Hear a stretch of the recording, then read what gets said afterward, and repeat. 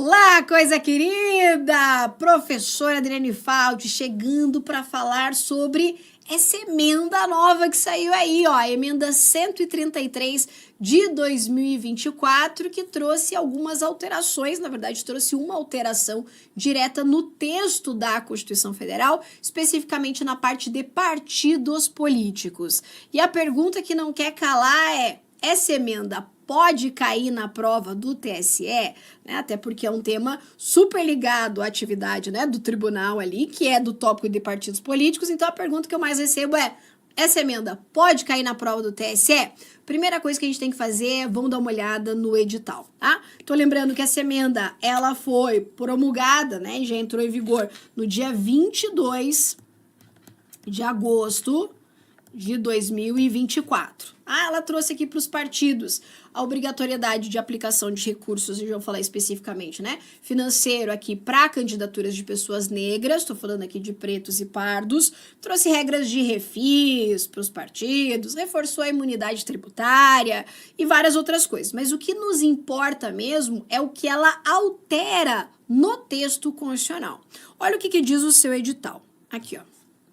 Estou no edital do TSE, especificamente no item 14.32. Diz assim, ó: as alterações de legislação com entrada em vigor até a data de publicação desse edital serão objeto de avaliação, ainda que não contempladas nos objetos de avaliação constantes do item 15 desse edital. Que ele está dizendo assim: o que entrar em vigor até a data, né, de publicação do edital está valendo.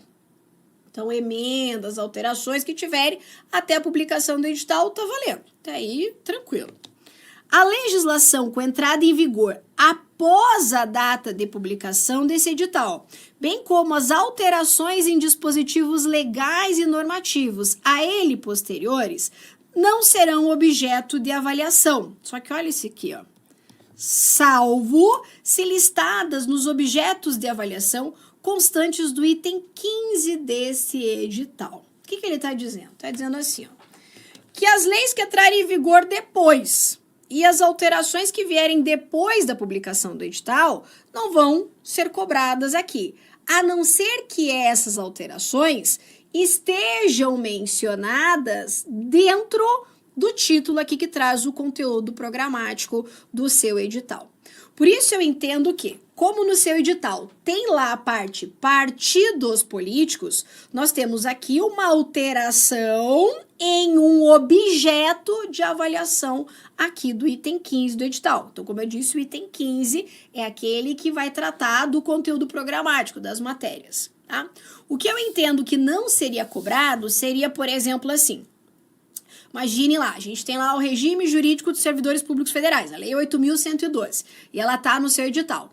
Aí, depois da publicação do edital, vem uma outra lei que define um novo regime jurídico para os servidores. Então, uma lei nova. Essa lei posterior não pode ser aplicada. Por quê?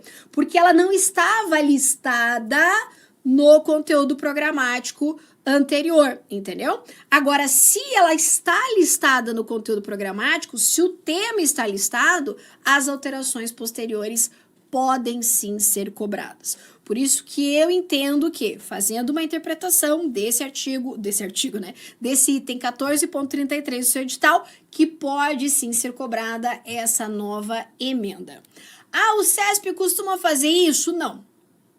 Tá? Geralmente, quando tem alterações assim, historicamente falando, o CESP não costuma cobrar, mas, como eu estou dizendo, pode, na minha interpretação, pode ser cobrado assim. Então, não poderia ser cobrado se viesse, por exemplo, uma lei nova não prevista no conteúdo programático, mas uma alteração de uma lei já prevista ali no conteúdo programático pode ser cobrado. Como no nosso caso aqui, a gente tem previsão no seu edital da parte de partidos políticos e nós tivemos alteração neste conteúdo listado aqui no item 15, eu acho que ele pode cair, tá? Ainda só para deixar completa essa parte, diz ainda: as jurisprudências dos tribunais superiores poderão ser consideradas para fins de elaboração de itens, desde que publicados até 30 dias antes da data da realização das provas. Por isso você tem que ficar ligado aí em todas as jurisprudências que estão rolando, que estão sendo publicadas, porque até 30 dias antes da data da sua prova, elas podem ser cobradas. Aliás, você sabe que eu posto direto no meu Instagram, né, aqui, as decisões mais recentes, aquelas que eu acho que podem cair aí na sua prova, tá? E o que que diz, então, essa nossa emenda, o que ela altera, então, na Constituição Federal? Essa emenda 133, ela nada mais fez do que inserir um novo parágrafo no artigo 17 aqui da Constituição, que trata dos partidos políticos.